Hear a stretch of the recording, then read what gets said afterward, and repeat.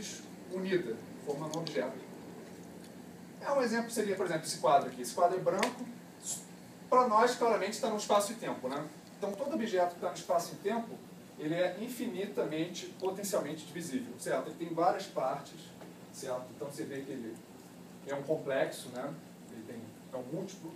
Só dele estar no tempo, tem esse quadro 1 segundo atrás, tem esse quadro 2 segundos atrás, certo? Então, esse quadro, apesar de ser um objeto, ele é um complexo. Então, é uma unidade complexa, certo? Muito bem. E daí que tem, se todo o nosso conhecimento envolve a percepção de uma unidade complexa, né, todas as partes componentes da nossa intuição, certo, que é uma unidade complexa, precisam ser perceptíveis por mim como formando uma unidade, certo? Esse objeto físico, além de ser um complexo, ele é uma unidade, certo? Muito bem. Essa aqui é a maneira como o Dixon interpreta a proposição que o Kant, na indução transcendental, diz explicitamente ser uma verdade idêntica, né, uma proposição analítica, que é a seguinte: todas as representações compondo uma intuição minha precisam ser perceptíveis por mim como formando uma representação complexa unificada. Repito, toda a percepção de um complexo unificado, de uma unidade complexa, eu preciso perceber as suas partes como formando esse esse único, né? Certo? Tudo bem. Agora vem o argumento-chave do Dixon. O Dixon vê que, no parágrafo 16 da edição transcendental, o Kant estaria tentando defender um certo holismo dessa percepção, certo? Como é que você... Holismo, em geral, é que o todo não é mera soma das partes, certo? As partes são dependentes do todo, certo? E oposição ao holismo seria um atomismo, né? O atomismo, em geral, seria que as partes você junta e dá o todo, certo? Você tem átomos, junto, dá o todo. O que seria uma concepção da percepção holística? Kant estaria defendendo que se você tem alguma concepção atomística, se você acha que primeiro você entende as partes e depois, por alguma regra de combinação, você percebe o todo, alguma regra de construção, ele diz que isso vai cair num regresso ao infinito, de maneira que você não explica nada. De maneira que a única maneira de você explicar essa complexo como formando uma unidade é se você primeiro compõe um todo e depois tem consciência das partes, certo? Isso é a minha explicação do que seria uma concepção da percepção holística. Você compreende a unidade complexa, depois tem consciência do todo, das partes dela. Não que você tem consciência das partes, depois por um ato de construção você tem o todo, certo? Tem uma certa unidade na unidade complexa que não pode ser reduzida à mera soma das partes, certo? Não vou entrar em detalhes textuais, como o Dickinson vê isso no parágrafo lá. Então, mas a ideia seria, uma concepção da percepção que fosse atomística é impossível. Cai um regresso infinito. Tá. No outro passo da defesa da premissa alfa, se essa concepção holística é verdadeira, então precisa haver uma síntese espontânea. Isso aqui significa síntese espontânea. Tá. A ideia dessa defesa é mais ou menos o seguinte: se você supõe que não tem uma síntese espontânea, então esse ato da percepção seria um mero ler o que já foi dado na sensibilidade, certo? E se é assim, você poderia entender as partes do que foi dado na sensibilidade, como elas estão organizadas, e daí você construir o todo, né? Então a ideia do argumento seria que se você supõe que não tem uma síntese espontânea, se esse ato da percepção ele é meramente passivo, então alguma versão teria que ser atomística da percepção, teria que ser verdadeira. Mas hoje já sabemos que no passo anterior tem que ser holística, não pode ser atomística, né? Logo envolve uma síntese espontânea. Tá? Novamente só estou dando uma ideia, né? Não estou fazendo o argumento. E daí seria o último elemento para a gente ter a premissa alfa, que se uma síntese espontânea precisa estar envolvido em todo o nosso conhecimento. Certo?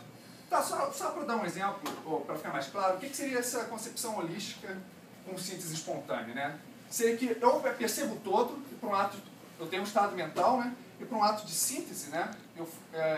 Nesse estado interno, né? Eu vejo ele como segmentado, como sendo um complexo organizado de uma certa maneira, e é por isso que eu represento um objeto. Certo? Tem um estado interno, aí por regras, do próprio sujeito, né? Essa síntese espontânea, né? Eu vejo ele segmentado de uma certa maneira organizada, de maneira eu ver ali um objeto, certo? Essa seria mais ou menos a ideia. Só explicando assim, né? Mas muito bem, se uma síntese espontânea está envolvida em todo o conhecimento, a gente fica com um problema. como é que essa síntese não se degenera em solipsismo, em fantasia, em delírio, né? Bem, aí que entra a premissa beta, certo? Se uma síntese espontânea pode gerar um juízo que reivindica a objetividade, só se essa síntese é governada pelo aquilo que é essencial à mente discursiva. Tá? Muito bem. Análise do conceito de objetividade para o Kant. Tá? Objetividade para o Kant seria o que seria um juízo objetivo? Né? Um juízo objetivo, né, seria válido, né, se ele tem uma validade necessariamente universal. Tá? Deixa eu ver aqui. Isso aqui seria necessariamente universal. Tá? Explicando esse universal. O que é um juízo universalmente válido? É que é válido para todos nós, certo? Tem o potencial de ser um juízo universalmente válido, né? Teria potencialmente todo ser com mente discursiva poderia vir a fazer o mesmo juízo. A gente, como comunidade de seres discursivos, poderia concordar universalmente sobre esse juízo, certo?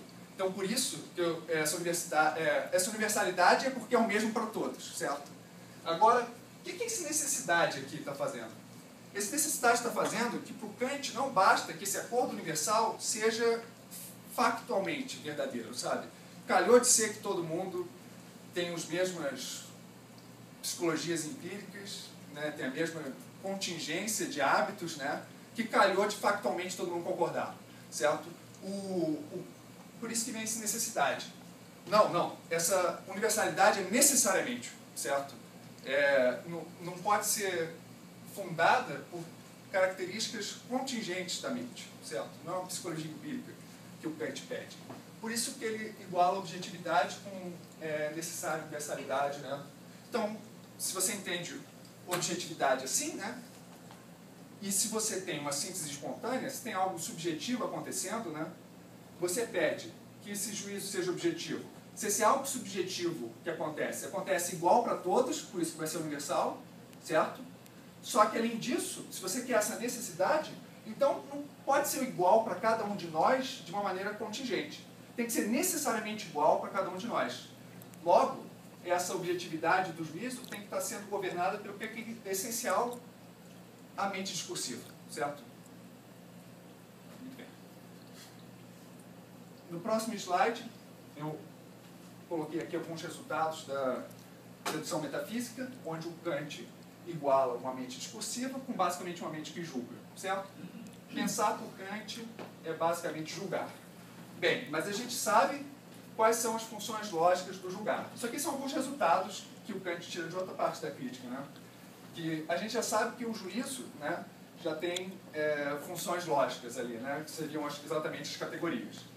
Bem, e aqui a gente fecharia a defesa da premissa beta, né? Se um ato espontâneo de síntese pode resultar num conhecimento, só se essa síntese é governada pelas categorias, né? Logo, a gente teria a premissa beta, que seria o último elemento da gente ter o que eu disse que era a ideia geral, né? Eu já tenho uma ideia de que essas duas premissas estariam aqui, né? E a conclusão que as categorias são conceitos puros, né? Regras a priori, tornam o nosso conhecimento possível. Só um detalhe, o Dickinson vê isso aqui acontecendo até no parágrafo 20, né? Seria um resultado geral que se aplicaria para todos os seres com mente discursiva, em geral. É assim que o Dickinson interpreta. Isso aqui vale para qualquer ser que é finito, que conhece, através de duas faculdades, né? A gente pode colocar assim, uma passiva e uma ativa, certo? Esse resultado vale. As categorias precisam estar ali para esse conhecimento ser possível. E no parágrafo 26 da dedução transcendental, o Dickinson vê isso aqui sendo aplicado no caso particular de seres humanos que têm duas formas puras da sensibilidade, que são espaço e tempo, né? Seres como nós, humanos, temos duas intuições a priori, que são espaço e tempo. Aí quando você aplica esse resultado geral, ao caso dos seres humanos, né? E você vê também, tem um resultado, que o Kant acha que você pode tratar o espaço e o tempo também como objetos, que são objetos complexos. Então, quando você trata o espaço e o tempo, as categorias também têm que estar lá envolvidas, certo? Aí isso explicaria, né, um conhecimento a priori que a gente pode